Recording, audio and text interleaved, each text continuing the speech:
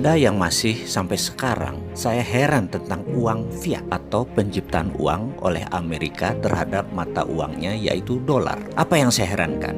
Mereka boleh mencetak uang sesuka-suka mereka, tetapi kalau rupiah mau mencetak harus ada jaminan atau underlying, di mana IMF dan World Bank pasti ngamuk jika tanpa jaminan, terutama jaminannya adalah dolar dan emas. Ayo dong pakar ekonomi yang katanya pinter, bisa jelasin ini nggak? Sementara di sisi Amerika, sejak 15 Agustus 1971, tanggal di mana Amerika memutuskan bahwa dolar tidak menggunakan emas sebagai jaminan cetak penerbitan uang tersebut, itu merupakan tanggal paling bersejarah bagi Amerika. Jauh lebih bersejarah dari terbebasnya perbudakan oleh Lincoln, dan jauh lebih bersejarah dari terpilihnya megalomania yang bernama Donald Trump. Karena sejak saat itu Amerika menjadi negara yang sangat kaya. Kenapa? Karena mereka suka-suka cetak uangnya. Sesungguhnya kita harus berani menantang hal ini, terutama para pakar ekonomi kita, dengan pertanyaan sederhana, terbitnya dolar itu berdasarkan apa?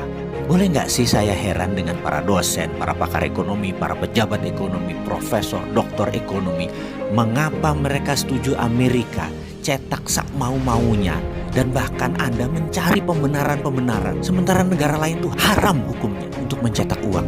Dan hebatnya lagi pejabat negara yang pasrah bongkoan dengan konsep ini tuh banyak. Saya tidak habis pikir, apa yang menyebabkan banyak negara tidak berani cetak uang sendiri seperti Amerika? Inflasi. Kok Amerika cetak sak mau-maunya, inflasi mereka di bawah 3 atau 4% sih? Subprime mortgage, skandal keuangan menghentak ekonomi Amerika hingga 8 juta pengangguran dan merugikan triliunan dolar di tahun 2008 yang menghajar banyak lembaga mitra Federal Reserve seperti Goldman Sachs, JP Morgan dan lain sebagainya. Hanya sebentar selesai masalahnya dengan Federal Reserve printing money billion dolar, lebih besar dari anggaran APBN Indonesia. Kita tanya kemudian, terus mana inflasinya di Amerika? Tahun depannya 2009 atau 2010 nggak lewat tuh 3% inflasinya. Mengapa Indonesia tidak ikut Amerika juga cetak duit? Ada emang yang menahan? Oh ada. Yang namanya pakar ekonomi. Kayaknya ini biang masalah. Para pakar ini bisa kita curigai jangan-jangan mereka sebenarnya yang berkedok dengan pakar ekonomi tersebut, yang merasa pintar ekonomi, yang udah dicekoki guru dari John Maynard Keynes, Milton Friedman, ilmunya Friedrich Hayek, ilmunya Ludwig von Mises, terus merasa paling benar dan paham ilmu ekonomi, jadi harus tetap ikut aturan IMF, taat pada dolar, taat pada Amerika. Kita harus pasrah bongkokan dengan aturan World Bank dan IMF. Cetak duit harus ada jaminan. Kita tanya, lu kok gitu sih? Apa benar ilmu itu? Jangan-jangan ilmu udah kadaluarsa kali. Coba kita lihat fakta.